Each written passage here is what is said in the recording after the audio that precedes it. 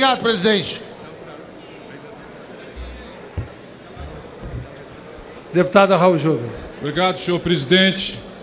Senhoras e senhores deputados, venho trazer a conhecimento desse plenário que hoje, às 18h30, os líderes da minoria da oposição e seus representantes terão audiência com o ministro Teori Zavascki a respeito do nosso agravo regimental, que cobra a investigação da presidente da República, Dilma Rousseff, citada 11 vezes nas delações premiadas que foram enviadas pela Procuradoria-Geral da República ao Supremo Tribunal Federal.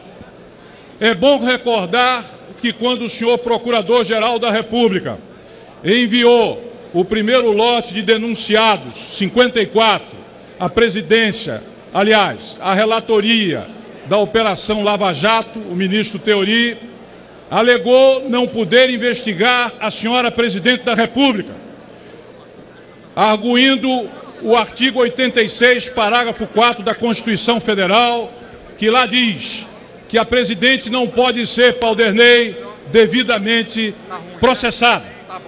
Ocorre que é jurisprudência consolidada pelo Pleno do Supremo Tribunal Federal, que diz, através de súmula do decano Celso de Mello e também anteriormente do ministro Sepúlveda Pertence, que a investigação de um presidente da República pode ser feita e não há blindagem constitucional para isso.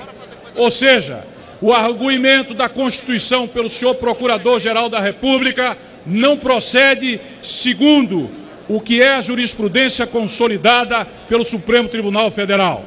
Portanto, cabe sim a investigação da presidente da República, mesmo por fatos anteriores ao seu mandato. O ministro Teori abriu vistas, então, do nosso agravo para o Procurador-Geral da República, que respondeu o seu ofício, diferentemente daquilo que tinha dito pela primeira vez, dizendo que não existiam elementos, não havia suporte fático para investigar a presidente da República. Eu chamo a atenção para esse detalhe e vou aqui repetir. Na primeira vez, o Procurador-Geral da República disse que não havia como, constitucionalmente, processar a presidente, aliás, investigar a presidente da República. Na segunda das respostas, alega que não existem elementos fáticos. Ora, das duas, uma. Ou bem não se pode investigar a presidente da República, que é uma coisa, ou bem não existem fatos para tal. Mas na primeira das comunicações, o Procurador-Geral da República alegou que não existia como fazê-lo, porque a Constituição a blindava.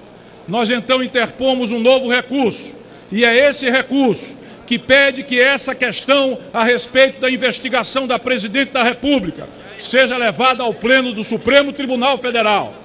E lá também, no Supremo Tribunal Federal, se encontra uma outra ADIM, também da minoria e da oposição, no que diz respeito à instrução normativa número 74 do Tribunal de Contas da União, que se autoatribuiu o poder de participar e homologar os acordos de leniência, que são atribuições da Controladoria Geral da União.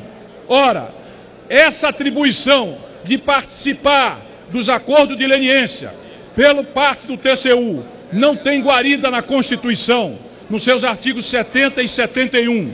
Não tem guarida na Lei Orgânica do Tribunal de Contas da União. Não tem guarida na Lei Anticorrupção. Portanto, o Tribunal de Contas da União, no arrepio da legislação, no arrepio da vontade desta Casa, se atribuiu responsabilidade de homologar atos de acordos de leniência que são de obrigação e que são atribuição da Controladoria Geral da União. Esse fato é extremamente grave e eu chamo a atenção para eles, porque a Controladoria Geral da União, senhoras e senhores, senhor presidente, é um órgão de controle interno do Executivo, enquanto que o TCU é um órgão de controle do Legislativo e o seu papel é de controle externo para que possa fazer a devido controle a respeito dos acordos de leniência firmados pelo Executivo. E não é papel do Tribunal de Contas fazer a simples homologação, o que é uma óbvia inconstitucionalidade, e nós pedimos pressa para que esse julgamento seja feito e que nós possamos, então, restaurar a devida legalidade nos processos de leniência que ora estão correndo e que é dever e obrigação desse Congresso Nacional fiscalizar e participar. Por último, a respeito do que vimos ontem aqui e hoje, no que diz e no que fala e no que toca e no que tange a medida provisória número 664. Um governo se define pelo caráter das decisões que toma. E o governo Dilma Rousseff tomou decisões nos últimos dias que, sem sombra de dúvida, atingem os mais vulneráveis dentre os vulneráveis. Em primeiro lugar, aqueles que se encontram na situação de desemprego, através do seguro-desemprego. Em seguida, o abono salarial, que é exatamente destinado aos trabalhadores que ganham até 2 salários mínimos. Em terceiro lugar, na sua vindita contra os trabalhadores do Brasil, ontem partiram para reduzir direitos, para reduzir condições de vida e de sobrevivência para os doentes, para as viúvas, para os órfãos. E um detalhe, Moroni, que aqui passou desapercebido. Na medida provisória 664, numa demonstração já não de má vontade, já não de procurar ferir e atingir direitos trabalhistas, mas de perversidade. Perversidade. Se nega a todo funcionário público que tenha doença anterior, que tenha tido patologias anteriores, não pode ser aceito como segurado pelo regime geral da Previdência Social. Ou seja, isto é, na verdade, e chega a ser uma falta de sentido humanitário, uma falta de civilidade, uma falta de humanidade com um cidadão que doente não pode recorrer porque é anterior ao fato de ser segurado. E agora nós estamos votando esse destaque que é simplesmente ridículo, se não fosse absurdo.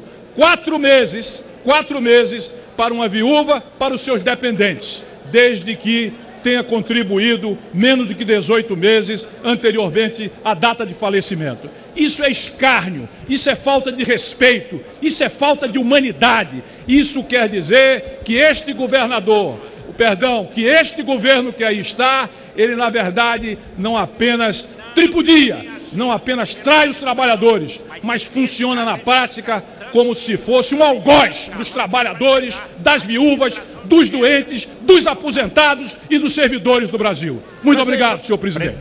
Presidente, eu pedi...